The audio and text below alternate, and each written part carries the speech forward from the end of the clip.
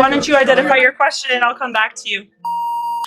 And the president and this entire administration are focused on that every day. I can go through the very long list of economic actions this president has taken. I know you work for Bloomberg, so I'm sure you're well.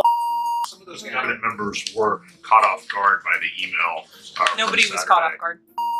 The president campaigned on reigniting the Trump economy and fixing the mess that was created by the previous administration. We know they created an economic and an inflation nightmare for the American people, and I'm not going to stand up here and lie to you like my predecessor. Musk has obviously been doing a lot of work. He's been working every day and a lot of the time weekends. He is designated as a special government employee, which means that he can only work 130 days per year. Is the White House expecting him to limit his work to 130 days, or are you going to work around those rules? Do you want to see him extend beyond the 100? So today is February 25th, so I think we've been here about 35 days roughly. So ask me in another 100 days. That Democrats behaving like children would be the least surprising thing of the night. In a recent press briefing, Karoline Leavitt thoroughly destroyed the woke Democrats one by one. However, she went all out this time, revealing their startling hypocrisy in real time on television. Karoline didn't mince words when it came to the tariff problem. She retaliated right away, using facts to silence them. The president mentioned a little disturbance during his remarks yesterday. The CEO of Target says that consumers will likely see prices go up on everything from strawberries to bananas to avocados. How long should Americans expect to pay higher prices? Are we talking a week, a couple of days, a few months?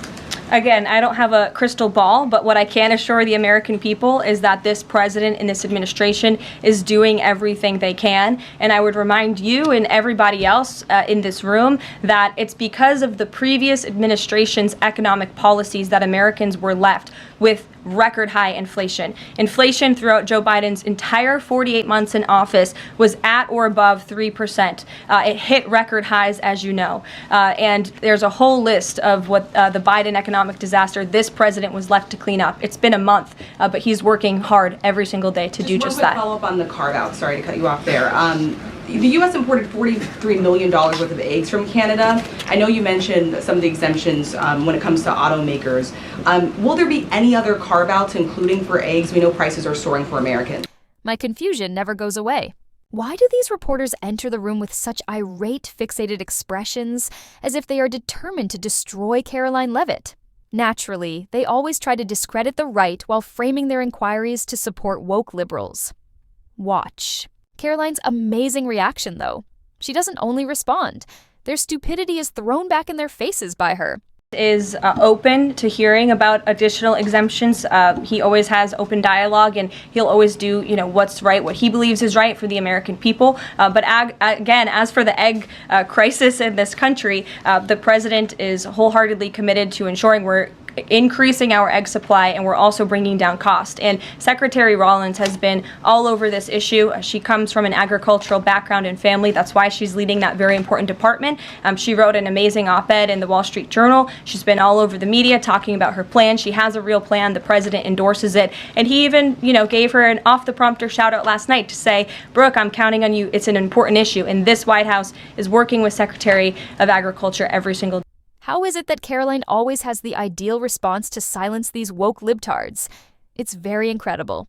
And you'll see why Democrats often turn to distractions like egg costs rather than addressing their own problems if you keep in mind this clip. Disappointing. So you didn't stand up for anything?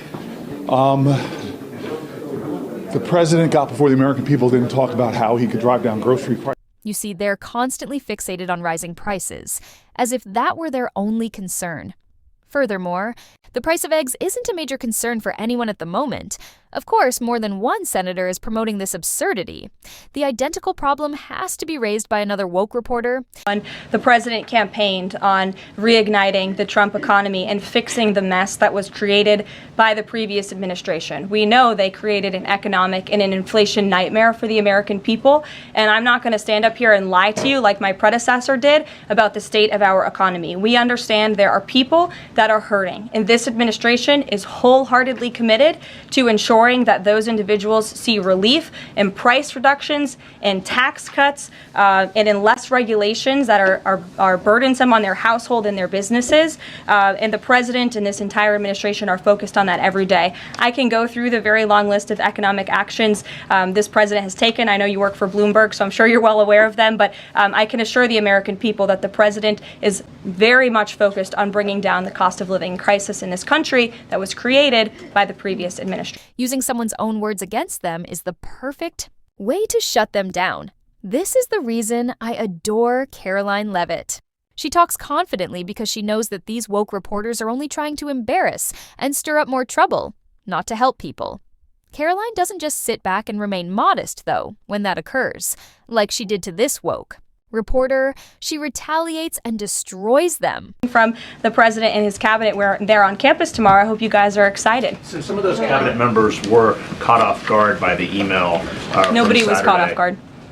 A few departments said they were caught off guard. The FBI was, the DOJ was. Did anonymous sources say that, or did the cabinet secretary say that? The cabinet secretaries and others have said that they were not aware that this was happening. So I'm wondering, will there be a give and take tomorrow at the cabinet meeting? Is Elon Musk or the president open to any type of dialogue about who is actually in charge of the chain of command of these workers? I would reject the premise of your question, Jeff. The cabinet secretaries have not said that. I know anonymous sources, probably career bureaucrats, have leaked that to many of you in this room. But as I said at the beginning of this press conference, everybody is working as one team, and the president respects the decisions of his cabinet secretaries to tell his staff, their staff, not to respond to that email because they did so out of interests of national security, and they don't want to obviously risk confidential information. It's pretty common. That is really breathtaking. She stopped him before he could even press his falsehood, and I adore that. People, these individuals are fervently hoping to damage the reputation of the Trump administration. But you know what? It isn't functioning. Rather, they are repeatedly making a fool of themselves. Sure, Jordan. Thanks, Caroline. So, what does it say that the Democrats, while they couldn't stand for Americans or stand for victims, they stood for war and clapped for war and clapped for 5 more years of war?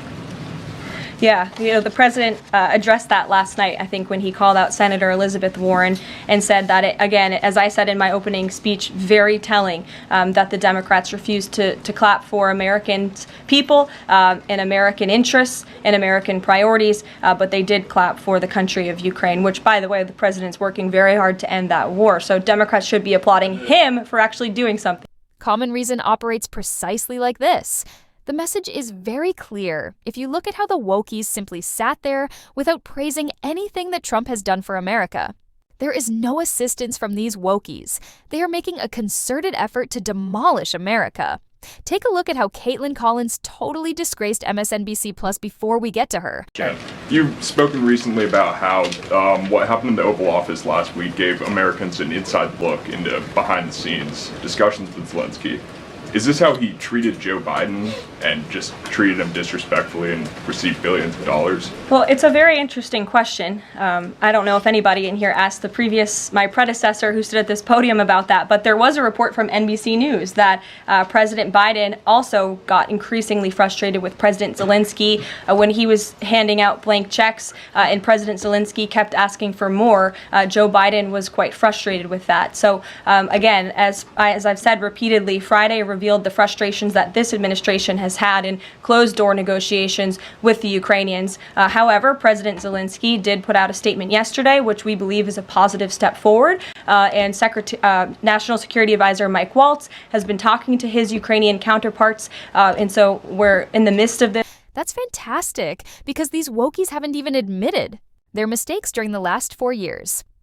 And believe me when I say that, as Karoline Leavitt noted, none of them have ever posed such genuine questions.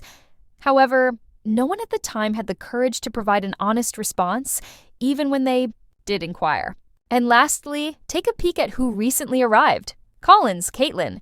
One on the reprieve that is being granted to these 3 automakers for 1 month on the tariffs on Canada and Mexico. How did the president settle on 1 month? The reciprocal tariffs will go into effect on April 2nd, and he feels strongly about that no matter what, no exemption, so that's where the 1 month comes from. Does he expect them to be able to shift production within a month? He told them that they should get on it, start investing, start moving, shift production here to the United States of America, where they will pay no tariff. That's the ultimate goal. And on the conversations between the White House and the Ukrainians and the letter that President Trump revealed last night that he got from President Zelensky, Director Ratcliffe said today that the president has paused also intelligence sharing with Ukraine. Is that temporary or is that permanent? I believe what the National Security Council told me in regards to that was that they paused or they are reconsidering the funding for Ukraine, as you saw, the pause on the funding. As for intelligence matters, I would refer you to either the National Security Council or the CIA as well. But they're considering lifting or reinstating the military aid going to Ukraine, which they paused. Again, it's a pause for a review. Caitlin Collins works in precisely this manner. In reality, she doesn't want an answer. She simply keeps asking stupid questions in an attempt to trick you. However, things aren't going as planned this time around with Karoline Leavitt. I don't understand why Collins never accepts a valid response or even owns up to her mistakes. Trump, on the other hand, doesn't play her game. He simply throws out the facts in her face. Minerals are in the east of Ukraine, not far from the front lines and in areas that Russia has occupied. Will you direct President Putin to withdraw his forces from those areas if there's U.S. interest there? Well, we'll take a look at the time. We have a lot of area. It's a very big area we're talking about, so we'll take a look. I'll study that and I'll see. And who would protect those minerals if they are U.S. interests? Would that be Ukrainian forces, European forces? The agreement will protect them. U.S. forces? The agreement, yeah, we're signing an agreement. You know? Right, but what if Russia tries to invade or there's Russian aggression in those spots? What would you do? I just told you I don't think that's going to happen. And if that were going to happen, I wouldn't make a deal. If I thought that was going to happen, I wouldn't make a deal.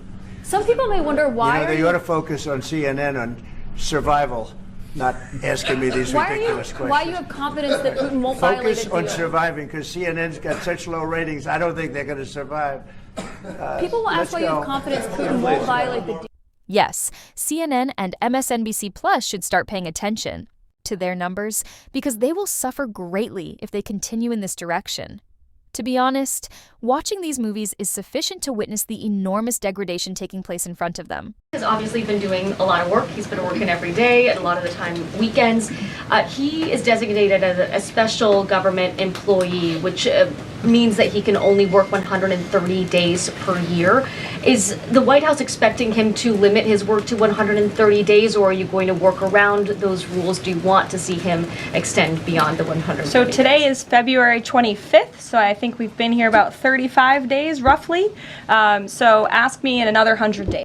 With humor, common sense, and both inner and outer attractiveness, this press secretary is rocking the wokies and even part of the Views audience. She is the best press secretary ever. And believe me when I say that the media would have been exploiting Joe Biden for generations if he had achieved even half of what Trump has. You talked about behavior from Democrat lawmakers, a lot of disruptions, and I just wanted to kind of go back to that. We saw Democrat lawmakers not stand for Laken Riley, for Peyton McNabb, for the son of a slain police officer and 13-year-old cancer survivor. What are the optics of that nationally, just in terms of not just the people who were in the room last night, but across the nation? And also, was President Trump expecting this type of behavior when he was crafting his speech?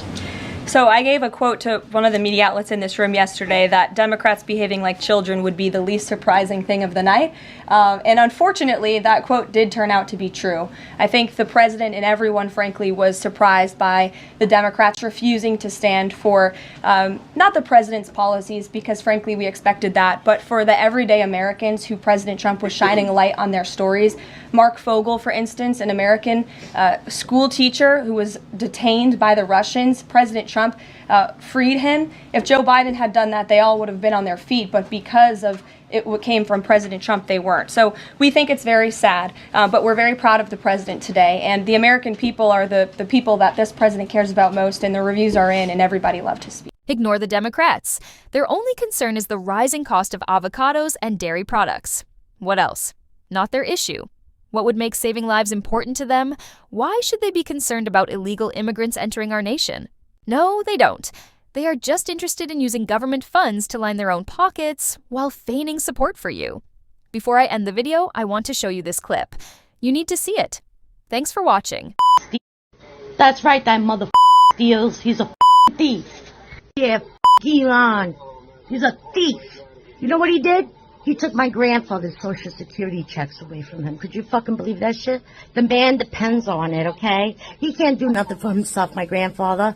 He needs to pay people to take care of him, okay? You got people that help him, caretakers, people that come and mow his lawn above his grave, okay, for the past 60 years, okay, that he's been dead. Who pays these people? You think these people work for free? And don't you dare take away my great-grandfather's paycheck away from me. I mean, away from him. The poor man's been resting peacefully for 100 years.